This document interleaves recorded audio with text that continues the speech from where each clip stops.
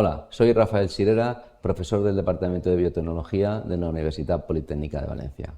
En este objeto de aprendizaje vamos a estudiar la eliminación renal de la urea y del ácido úrico, que son productos finales del metabolismo de las proteínas y de los ácidos nucleicos. Bien, los objetivos del aprendizaje es que comprendamos el origen metabólico de la urea y del ácido úrico como productos de desecho nitrogenado, que podamos describir el ciclo de la urea y los mecanismos hepáticos y renales que están implicados en su eliminación. Además también que expliquemos cómo se genera y elimina este ácido úrico y por qué su excreción está limitada en humanos. Y además también que relacionemos la función renal con la eliminación eficaz de estos compuestos y la implicación que tiene en la salud.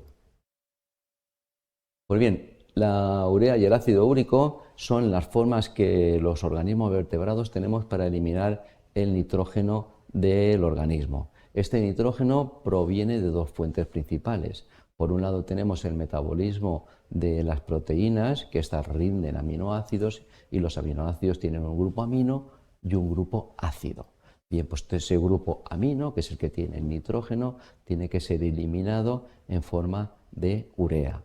Además, también las bases pirimidínicas que forman los ácidos nucleicos también son eliminadas en forma de urea. Pero en los ácidos nucleicos tenemos también otras bases nitrogenadas, que son las bases púricas o las purinas, cuyo producto final del metabolismo, principalmente lo que corresponde a ese nitrógeno, se elimina en forma de ácido úrico.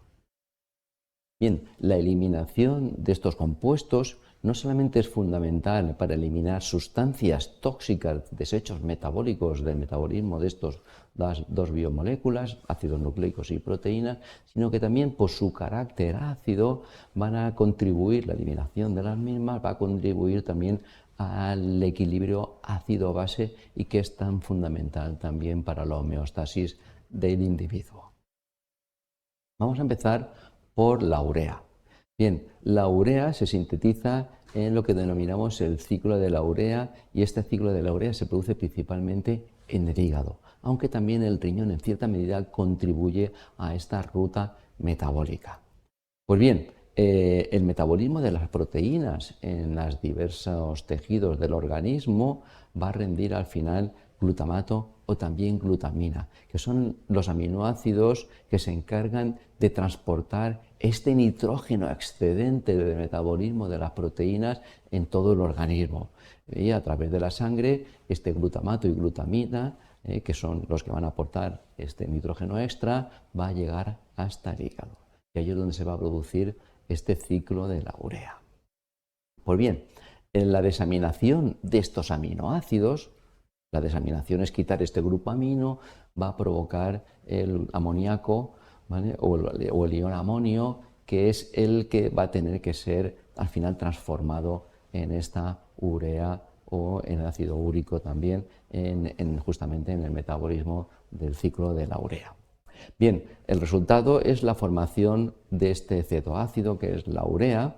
La urea en principio es una molécula importante, hidrosoluble y por consiguiente va a poder ser eliminada en forma de orina, que es una sustancia hídrica, ¿vale? Y además también la urea tiene una toxicidad muy inferior a la toxicidad que tendría el amonio por sí solo si uno se hubiera transformado en esta urea, lo cual es un carácter muy importante. Sí que es cierto que la urea, cuando hay un problema renal y se acumula en cantidades muy elevadas, también puede llevar a condiciones patológicas. Pero bueno, para eso hay que aumentar mucho el nivel de urea porque, como decimos, la toxicidad de la misma es muy inferior a la del amonio, que podría provocar, por ejemplo, una hiperamonemia y una toxicidad cerebral muy importante. Pues bien, esta urea, este amonio que se ha generado se va a unir al anhídrido carbónico y utilizando energía y gracias a la acción de una enzima que es el enzima regulador principalmente del ciclo de la urea, que es la carbamoil fosfato sintasa 1, ¿vale? Se va a transformar en citrulina. La citrulina es un aminoácido que no está codificado en el código genético, ¿vale? La citrulina tiene que ser transportada al interior de la mitocondria mediante un transportador específico, ¿vale? Bien, la ornitina se une a este amonio formándose la citrulina. Y esta citrulina, como decimos, sale de la mitocondria y ahí es donde va a suceder en el citosol, va a suceder el ciclo de la urea, donde se va a generar a través de intermediarios como puede ser la argininosuccinasa o la arginina y luego posteriormente la ornitina, se va a generar esta urea que, como veis ahí, es una acetona con dos grupos amino. Pues bien, esta urea que se ha generado a nivel hepático o también la poca que se haya producido en los riñones, a través de la sangre va a llegar hasta la nefrona y esta urea va a ser filtrada por completo en la nefrona porque es una pequeña molécula. Bien, esta urea que ha sido filtrada va a ser también absorbida, reabsorbida de forma pasiva a nivel del tubo proximal o también de las asa de Henle, que son dos componentes de la nefrona. De forma que no toda la urea que es filtrada al final es eliminada por la orina. Aproximadamente el 90% de la urea filtrada pasa a la orina y un 10% es reabsorbido. Esta reabsorción de la urea, aunque pudiera parecer paradójico, o sea, filtro la urea y luego reabsorbo un poquito, es importante, ¿vale? Porque esta reabsorción de la urea, este 10% que se reabsorbe aproximadamente, va a permitir crear un gradiente de concentración que al final nos va a llevar a que la orina sea un fluido más concentrado y haya una pérdida de agua la mínima posible para evitar la deshidratación del organismo. O sea, esta reabsorción de la urea va a ser importantísima para que la orina sea un producto concentrado. Pues bien, la cuantificación de la urea, principalmente en forma de BUN, o lo que denominamos el nitrógeno que está presente en la sangre procedente de la urea, es un marcador junto con la creatinina de la función renal. Y en el otro producto de desecho justamente sería el ácido úrico y que viene del metabolismo de los ácidos nucleicos de tipo purinas, que en concreto hablamos de la adenina y de la guanina. Pues bien, estas moléculas sufren dos procesos. Por un lado tenemos la defosforilación y luego tenemos la desaminación, ¿vale? Y gracias a la acción de una enzima que es la santina oxidasa se va a generar este ácido úrico.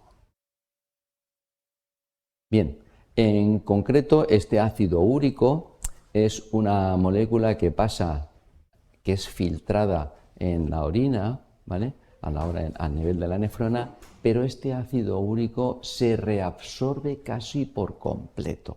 Luego, la eliminación del ácido úrico no se hace como tal, sino que se hace gracias a la transformación de este ácido úrico en otro producto, que es la alantoína, ¿vale?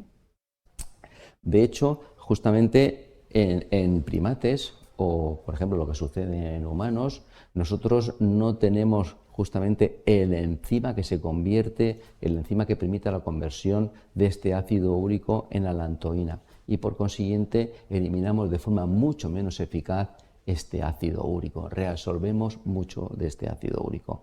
Y ello tiene por un lado una complicación, porque el ácido úrico puede ser una molécula que promueva la inflamación, pero además también por otro lado tiene otra ventaja, ¿vale? Porque el ácido úrico es una molécula que tiene cierto carácter antioxidante y puede proteger del estrés oxidativo a nuestras células.